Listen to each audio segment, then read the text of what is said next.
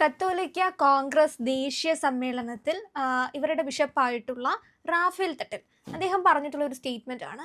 ഈ കത്തോലിക്ക സഭ എന്ന് പറയുമ്പോൾ അതിൽ അംഗങ്ങളൊക്കെ ചുരുങ്ങിക്കൊണ്ടിരിക്കുകയാണ്. അത് പ്രധാനമായിട്ടും ഇപ്പോൾ കേരള നിയമസഭയിൽ നേരത്തെ 24 ഉണ്ടായിരുന്നു, ഇപ്പം 4 ചുരുങ്ങി. അതുപോലെ ഇതിന് ഒരു പരിഹാരം വേണം. നമ്മൾ എന്ത് ചെയ്യണം? എല്ലായിടത്തേക്കും പോകുന്ന സ്ഥലങ്ങളിലേക്ക് നമ്മുടെ സ്നേഹം, ഈ ക്രൈസ്തവ അല്ലെങ്കിൽ ഈ ക്രൈസ്ത്യനിറ്റി ഉണ്ടല്ലോ, ഈ ക്രിസ്ത്യാനികളുടെ ആ ഒരു സ്നേഹം പകർന്നു നൽകണം. ഇതൊക്കെയാണ്. ഞങ്ങൾ കുറേ പ്രശ്നങ്ങൾ അനുഭവിക്കുന്നുണ്ട്. ശരിക്കും ഈ പറഞ്ഞിരിക്കുന്ന കാര്യങ്ങളൊക്കെ ശരിയാണോ?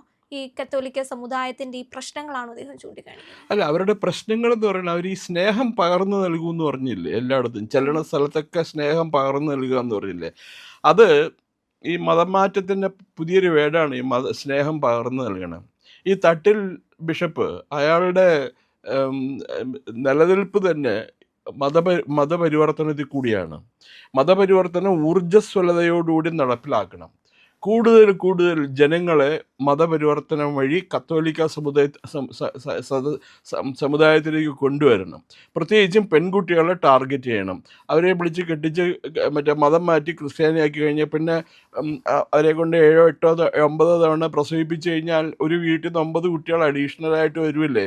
അപ്പോൾ ഇതിനു മുമ്പ് ഈ ഒരു പ്രശ്നം വന്നിട്ടുള്ളതാണ്. അന്ന് അതൊരു വർക്കി വിധേയത്തിൽ നിന്നിട്ട് പറഞ്ഞ എറണാകുളത്തുള്ളൊരു കർദിനാളോ എന്തൊക്കെയായിരുന്നു. അപ്പോൾ അയാൾ പറഞ്ഞത്, ഞങ്ങൾ ഒരു കാര്യം മനസ്സിലാക്കിയിരിക്കുന്നു. കത്തോലിക്ക സഭയിലെ ജനസംഖ്യ കേരള ജനസംഖ്യയായിട്ട് തട്ടിച്ചു നിൽക്കുമ്പോൾ കത്തോലിക്ക സഭയിലെ ജനസംഖ്യ കുറഞ്ഞു വരികയാണ്. അപ്പോൾ അതുകൊണ്ട് കൂടുതൽ കുട്ടികളെ പ്രസവിക്കുന്ന സ്ത്രീകൾക്ക് ഞങ്ങൾ ഒരു ബഹുമതി നൽകും. ആ കുടുംബത്തിനും വേണ്ട ബഹുമതി നൽകും. 4ാമത്തെ കുട്ടികൾക്ക് ശേഷം 4ാമത്തെ കുട്ടി മുതൽ ബാക്കി ജനിക്കുന്ന കുട്ടികളുടെ എല്ലാ ചുമതലയും എല്ലാ ചെലവും പള്ളി ഏറ്റെടുക്കും എന്നാണ് അന്ന് വർക്കി വിധേയത്വം എന്ന് പറഞ്ഞ ആൾ പറഞ്ഞത്. അപ്പോൾ അന്നൊരു ഈ ജോസഫ് പുലിക്കുന്നേൽ എന്ന് പറഞ്ഞ് ഒരു കത്തോലിക്ക സഭാ വിശ്വാസി ഉണ്ടായിരുന്നു. അദ്ദേഹം ദൈവവിശ്വാസിയാണ് എന്ന് പറഞ്ഞ് ഈ സഭയുടെ കള്ളത്തരത്തിനൊക്കെ അദ്ദേഹം എതിരായിരുന്നു.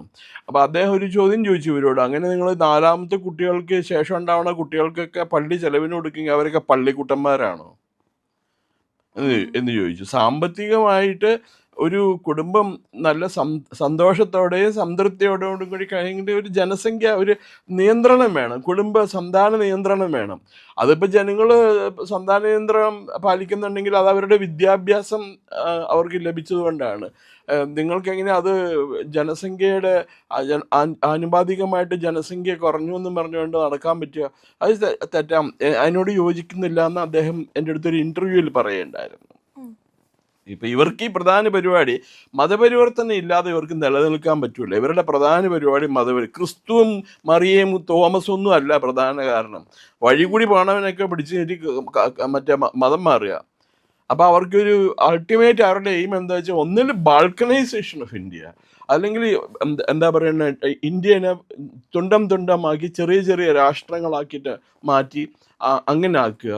അതല്ലെങ്കിൽ ഇന്ത്യനെ ഒരു ഹോൾ കാത്തലിക് റിപ്പബ്ലിക് ആയിട്ട് മാറ്റുക. ഇതാണ് അവർ ഉദ്ദേശിക്കുന്നത്. അവർ വളരെ സൈലന്റ് ആയിട്ടാണ് ഓപ്പറേറ്റ് ചെയ്യുന്നത്. അല്ല, ഇദ്ദേഹം ഇതിൽ പറയുന്നത് ന്യൂനപക്ഷമാകുന്നു നമ്മളുടെ ഒരു സഭ എന്ന് പറയുന്നത്. നേരത്തെ എത്ര പ്രൗഢിയോടുകൂടി ഉണ്ടായിരുന്നതാണ്.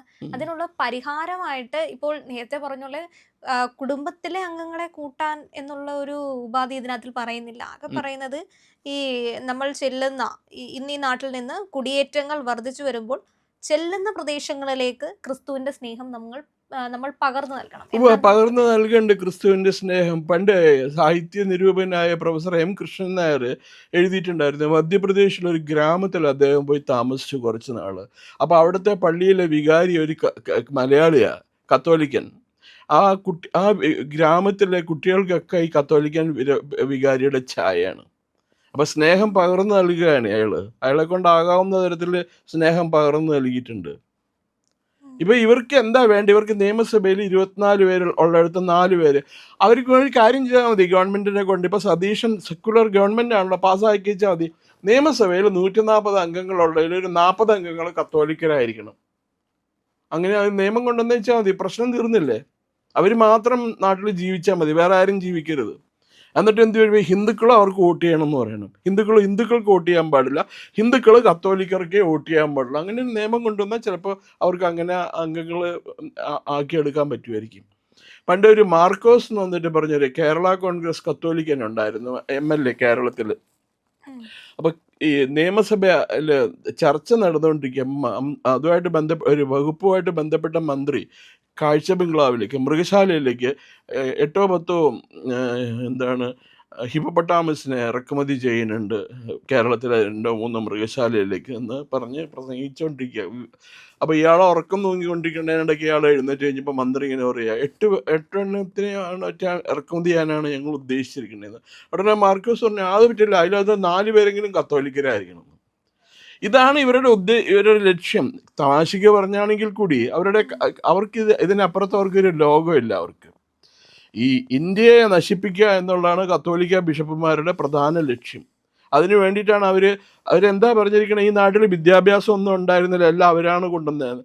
ആതുരാലയങ്ങളൊന്നും ഉണ്ടായിരുന്നില്ല, എല്ലാം അവരാണ് കൊണ്ടുവന്നേക്കണെന്ന്. വിദ്യാഭ്യാസ സ്ഥാപനങ്ങളൊക്കെ അവർ നടത്തിയതാണെന്ന്.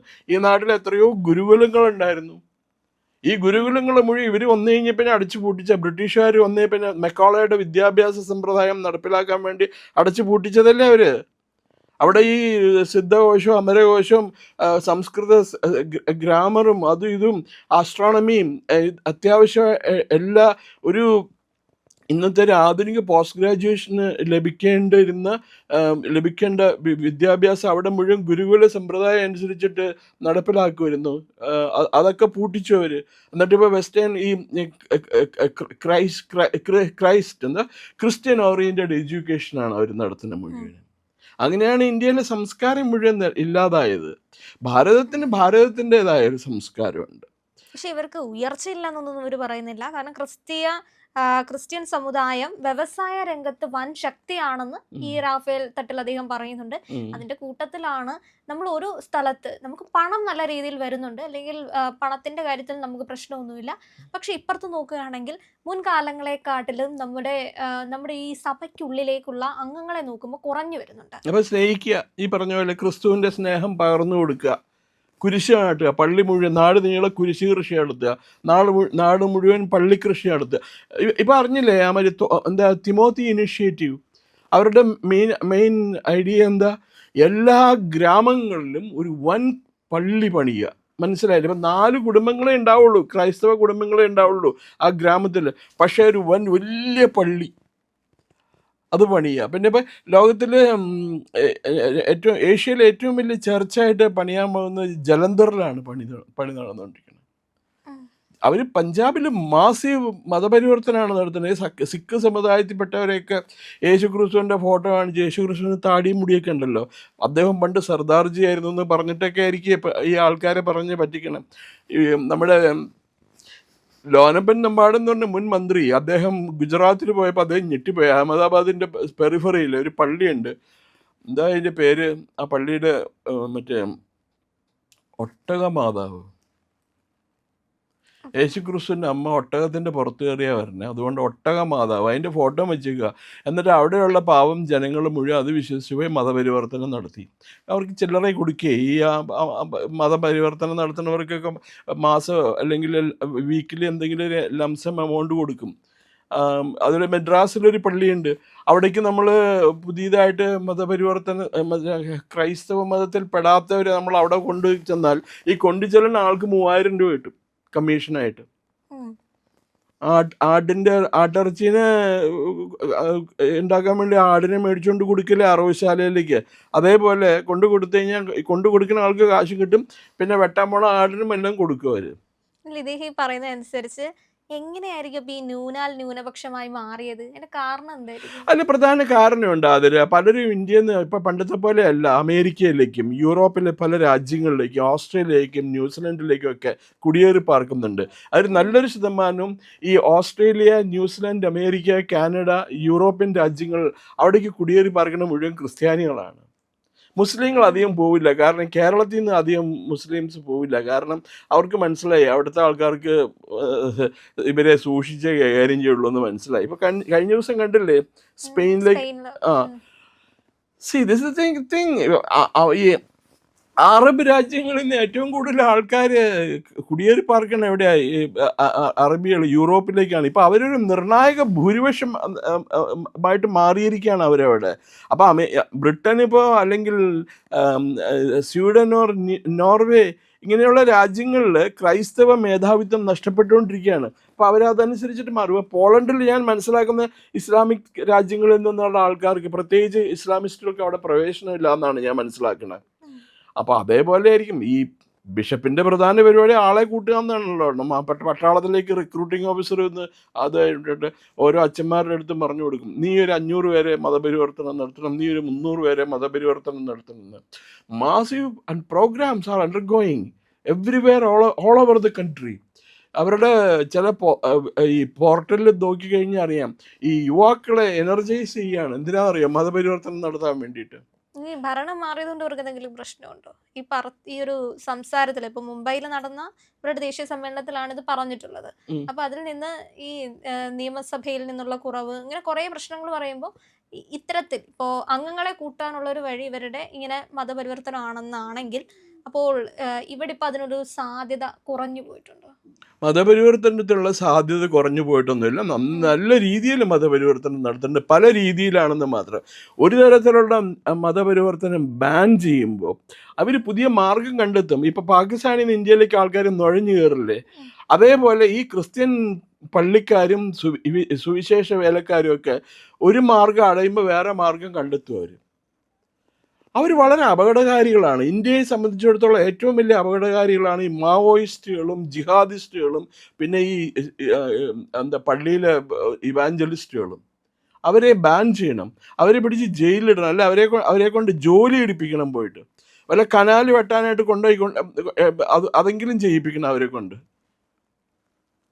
അപ്പോഴും അവിടെ അവന്മാർ കൂടെ നിൽക്കണവന്മാരെ പരിവർത്തനം എടുത്തൊക്കെ എല്ലാവരുടെ കയ്യിൽ ഓരോ ബൈബിൾ വെച്ച് കൊടുക്കും, എന്നാ പിടിച്ചോന്നും പറഞ്ഞുകൊണ്ട്. അപ്പോൾ അത്ര അപകടകാരിയാണ് അവരുടെ മൈൻഡ് സെറ്റ് മാറ്റാതെ ഈ നാട് നന്നാവാൻ പോകുന്നില്ല. ഇതെന്നും അപകടമാണ്. അവർക്ക് മതപരിവർത്തനം they are having A free run all over the country. അവരെ ഇത് ഞാനീ പറയുമ്പോൾ നിങ്ങൾ ചിരിക്കുക എന്നുള്ളതല്ല അത് വേണ്ട, ഗൗരവത്തോടു കൂടി എടുക്കണം. They are very they are dangerous elements. ഈ ബിഷപ്പുമാരൊക്കെ ഉണ്ടല്ലോ ഭയങ്കര അപകടകാരികളാണ്. അവർ ചിരിച്ചുകൊണ്ട് കത്തി വയ്ക്കാനായിട്ട് ഭയങ്കര മിടുക്കന്മാരാണ് അവർ. പ്രിയപ്പെട്ട പ്രേക്ഷകരെ, ഞങ്ങൾ ഇന്ത്യ ലൈവ് പതിപോലെ നമ്മൾ പറയുകയാണ്, മാധ്യമങ്ങളിൽ വരാത്ത, മറ്റു മാധ്യമങ്ങൾ പറയാത്ത വാർത്തകളാണ് നിങ്ങളുടെ മുന്നിലേക്ക് കൊണ്ടുവരുന്നത്. ഇത് പറയാൻ ഞങ്ങൾക്ക് പ്രേരണയും ശക്തിയും നിങ്ങളാണ്. നിങ്ങൾ ഞങ്ങളുടെ കൂടെ ഉണ്ടാവണം. ഞങ്ങളുടെ ചാനൽ സബ്സ്ക്രൈബ് ചെയ്യണം. നമുക്കൊരു ചാനൽ കൂടിയുണ്ട്, C4N മലയാളം. അപ്പോൾ ആ ചാനലും കൂടി ഒന്ന് സബ്സ്ക്രൈബ് ചെയ്യണം. ഇന്ത്യ ലൈവ് ഉറപ്പായിട്ടും ചെയ്യണം.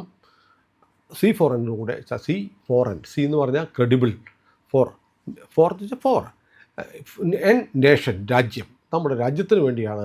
രാജ്യം വിട്ട് ഒരു കാര്യവും ഇന്ത്യ ലൈവിനില്ല. അതുകൊണ്ട് ഞങ്ങളുടെ കൂടെ ഉണ്ടാവണം എന്നുകൂടി അഭ്യർത്ഥിക്കുന്നു.